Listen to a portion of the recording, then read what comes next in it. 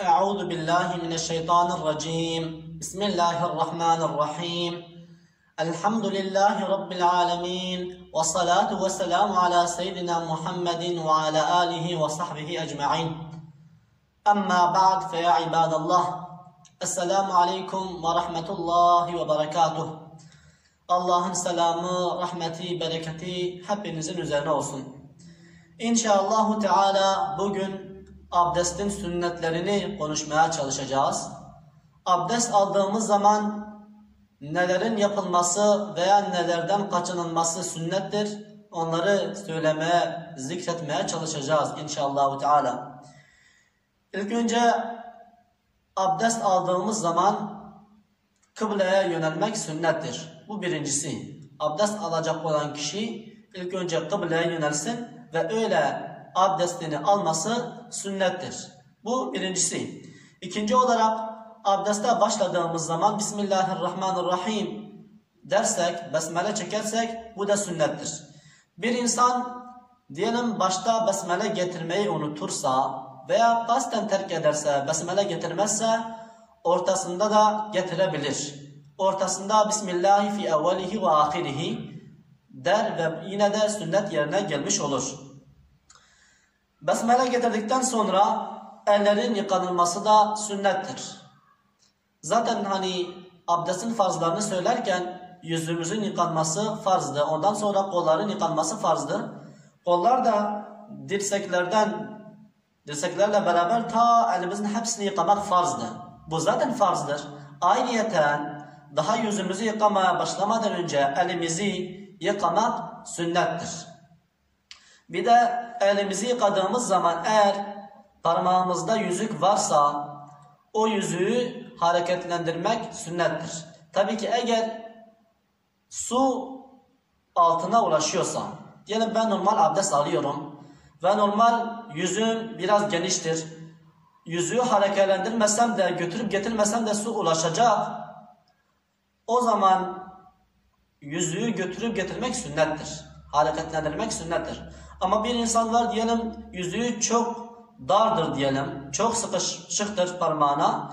O insan eğer yüzüğü götürüp getirmezse abdestin olmayacak, yani o su onun altına girmeyecekse o zaman o yüzüğün götürüp getirilmesi farzdır. Bunu da aklımıza koyalım. Bir de elimizi yıkadık dedik, o da sünnettir. Yüzümüzü güzelce hareketlendirdik, o da sünnettir. Daha ağzımıza su vermeden önce misvak kullanmak da sünnettir. Peygamber Efendimiz bir hadis-i şeriflerinde buyuruyorlar: لَوْلَا أَنَّ شُقَّ عَلَى أُمَّتِي لَأَمَرْتُهُمْ بِالسِّوَاكِ مَعَ كُلِّ وُضُوءٍ. Diyor, eğer ümmetime zor gelmesinden korkmasaydım her abdestle beraber misvak kullanmalarını emrederdim. Başka bir hadiste de لَأَمَرْتُهُمْ بِالسِّوَاكِ diyor, ben onlara misvak emrederdim. Tam şu an hadisin aklıma gelmiyor lafzı. Yani her namazla beraber ben onların misvak kullanmalarını emrederdim. Bir hadiste her abdestle beraber diyor, bir hadiste de namazla beraber. Demek ki namaz kıldığımız zaman da misvak kullanılması sünnettir. Bir de abdest aldığımız zaman da elimizi yıkadıktan sonra daha madmada dediğimiz, yani ağzımıza su vermeden önce misvak kullanmak da sünnettir. Misvak kullandıktan sonra sünnet olan ağzımıza ve burnumuza su vermek, ağzımızı çalkalamak ve burnumuza da su verip içindeki pislikleri diyelim temizlemek sünnettir. En mükemmel şekli de kitaplarda olarak geçiyor. Bir tane avuç su alacağız. Avucumuzu suyla dolduracağız ve biraz ağzımıza vereceğiz o suyu, biraz da burnumuza ve sol elimizle de burnumuzu temizleyeceğiz. Bu bir defa. İkincisinde de aynı şekilde ağzımıza, avucumuza su dolduracağız, ağzımıza vereceğiz, ondan sonra burnumuza ve bunu üç şekilde yapacağız. Bu da sünnettir. Bunu da söyleyelim, zaten sünnetlerden bir tanesi de bu yaptığımız şeyleri üçer defa yapmak sünnettir. Dedik elimizi yıkamak zaten sünnettir. Elimizi üçer defa yıkamak bu ayrıca bir sünnettir. Ağzımıza su vermek ve burnumuza su vermek sünnettir. Bunu üç defa yapmak sünnettir. Yapacağımız şeyleri üçer defa yapmak da sünnettir. Dedik ağzımıza ve burnumuza su verdikten sonra da yüzümüzü yıkarken yıkamakla beraber daha doğrusu niyet getirilmesi farzdır. Niyetin de yeri kalptir. Kalpten getirilmesi farzdır. Dille söylenmesi ise sünnettir. İşte abdestte sünnet olanlardan bir tanesi de niyeti dil ile getirmek. Bu da sünnettir. Hani bir nevi bu dil de kalbe biraz yardımcı olsun diye dille söylenilmesi sünnettir. Yoksa zaten kalple söylenmesi farz olan odur. Ayrıyeten tam insanın kalbi mutmain olsun diye insanın diliyle de niyet getirmesi sünnettir.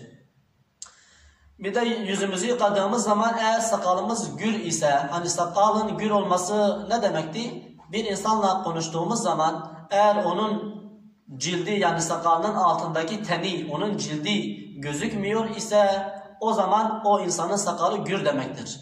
Ama eğer karşıdakiyle konuştuğumuz zaman o sakalının altında cildi, derisi gözüküyorsa o zaman o insanın sakalı gür değildir. İşte gür sakallı olan bir insanın sakalını hilallemesi dediğimiz, yani parmaklarıyla diyelim sakalını böyle götürüp getirmesi, parmaklarını sakalın altından götürüp getirmesi de sünnettir. Ama normal sakalı gür olmayan bir insanın hani hepsini güzelce yıkaması o farzı daha önceki dersimizde işlemiştik. Bir de başımızı meshetmek farzdır. Bu meshi 3'er defa yapmak zaten sünneti, bunu söyledik. Her şeyi 3'er defa. Ayrıyeten başımızın hepsini meshetmek sünnettir. En mükemmel şekli de kitaplarda şöyle geçiyor. Bu baş parmağımızı zaten elimizi ıslattık. Islattıktan sonra bu şekilde elimizi bırakıyoruz. Ve böyle götürüp getiriyoruz. Bu bir defa zaten sünnet yerine geldi. Ayrıyeten 3'er defa da bunu yine elimizi ıslatıp yine aynı şekilde götürüp getirmek yine sünnettir. Ve 3. şekilde de yapacağız. Ellerimizi yıkadığımız zaman ellerin parmaklarını da hilallemek sünnettir. El parmakları sağ eli sol elin üzerine koyarak, sol eli de sağ elin üstüne koyarak hilallemek sünnettir.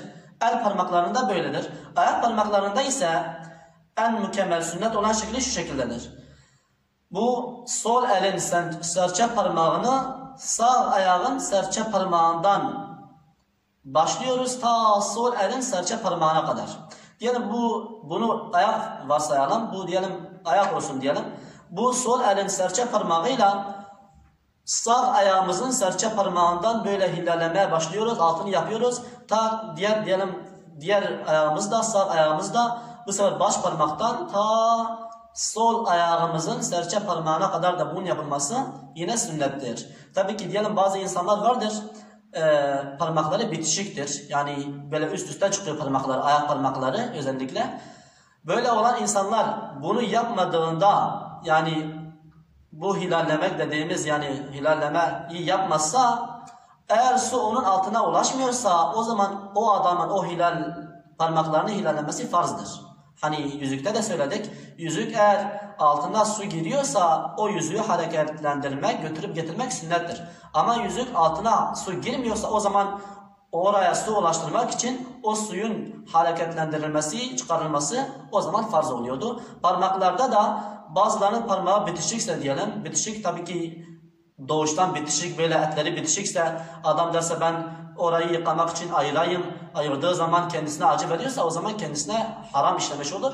Bunu kastetmiyoruz. Normal bazılarının parmakları üst üste çıkıyor.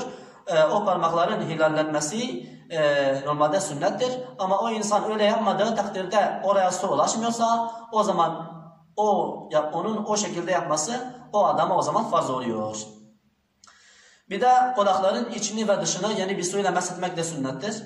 Bunu da en mükemmel şekilde şu şekilde söylüyorlar. Elimizi ıslatacağız. Islattıktan sonra bu şehadet parmağımızı kulaklarımızın içine bu şekilde götürüp getireceğiz. Bu baş parmağımızı da kulağın arkasına, ikisini, bir de en sonunda elimizi ıslatıp böyle kulaklarımızın dışına vuracağız. Bu şekilde yapmak sünnettir.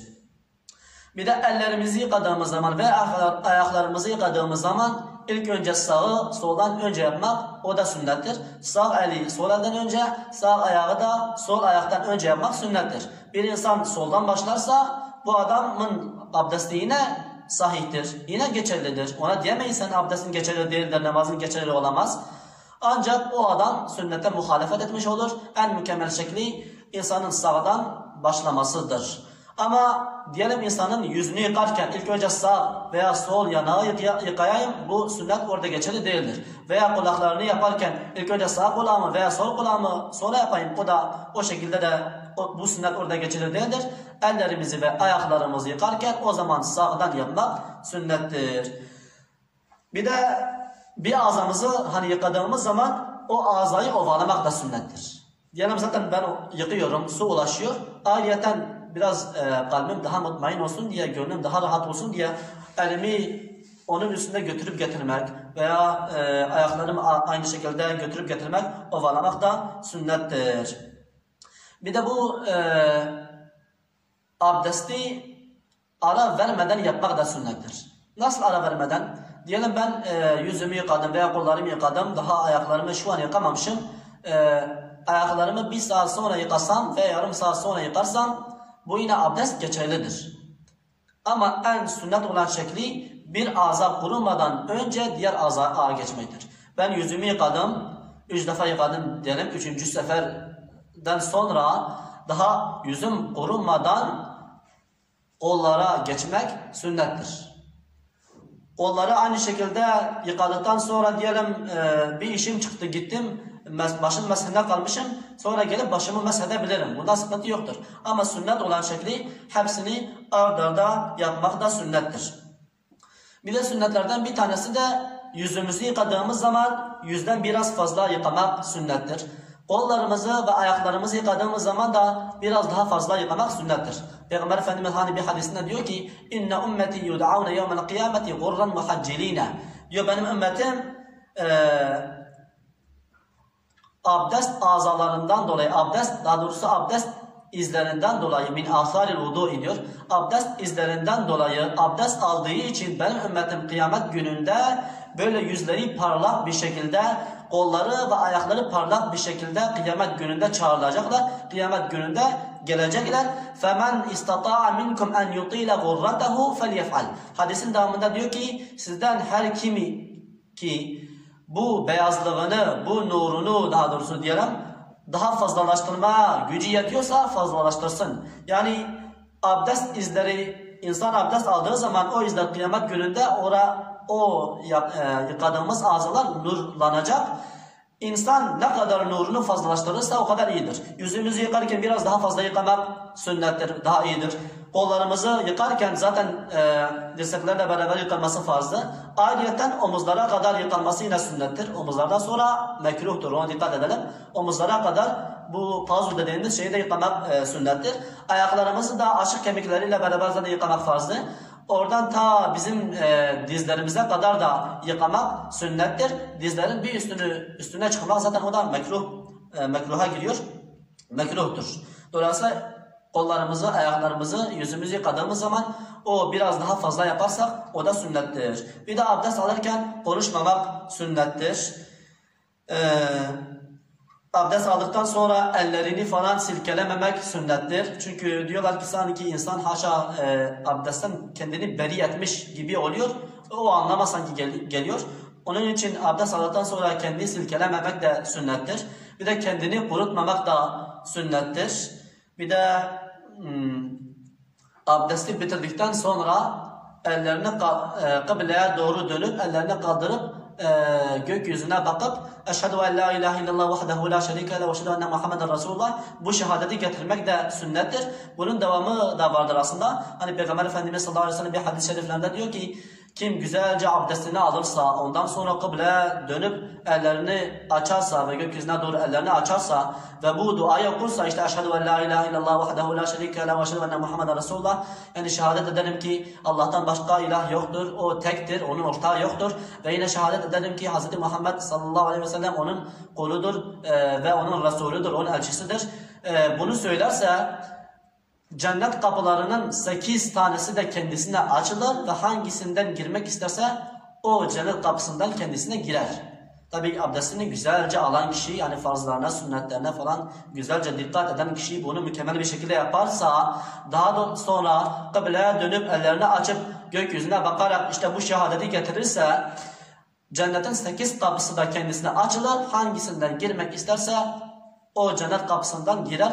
Allah-u Teala bizim de bu cennet kapılarından girebilenlerden eylesin inşallah Teala. Tabi bu hadisin devamı da var. Yani bu duayı uzatmak isteyenler başka rivayetlerde de var. İşte Allahümme cealni minel mutatahhirin ve cealni min ibadikel muhlasin diye başka rivayetler de var. Yani ya Rabbi beni ve cealni minel tevvabine, ya Rabbi beni işte çok tövbe edenlerden, bir de kendi çok temizlenenlerden, hem maddi hem manevi kendi temizlenenlerden ve beni halis, muhlis yani ihlasa erdirilen kullarından eyle diye bu duayı da yaparsa ve elini kaldır, bu duayı yapsa sünnettir. Cennetin 8 kapısı da kendisine açılır dedik. Bu şekilde abdestin sünnetlerini daha çok söylemeye çalıştık. Allah-u Teala hakkıyla yapmayı, anlamayı ve bu şeyleri uygulamayı hepimize nasip ve müyesser eylesin. Allah-u Teala'nın izniyle başka bir derste görüşmek üzere. Esselamu Aleyküm ve Rahmetullahi ve Berekatuhu.